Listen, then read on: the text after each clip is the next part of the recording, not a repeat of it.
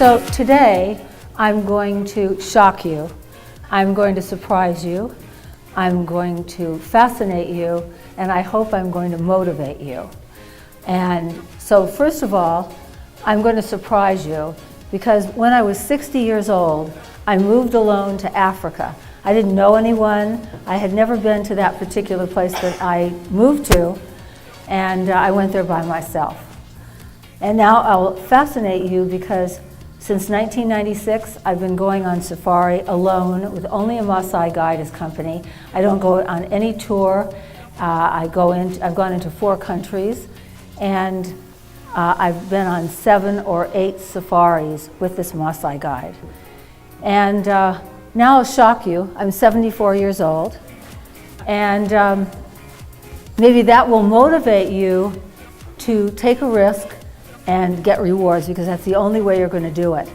Fear is the great disabler. It stops you from doing whatever you'd like to do, and most people are consumed with fear. One of the things you're going to hear me say a lot is there is a solution to every problem. There's not anything that can't be solved. Now, it may not be the solution that you think it is.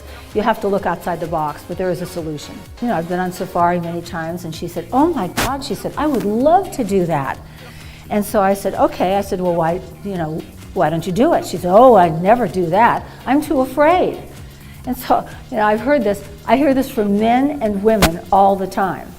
And so I said, "Well, what are you afraid of?" And she said, "Well, I could get eaten by a lion, or I could get mauled." So I thought, okay, well, let me see about this one. So I said, "Where did you hear that?" She said, "Well, tourists get eaten all the time." I said, "No, that's because they get out of the car because they think they're at the zoo. They're not at the zoo."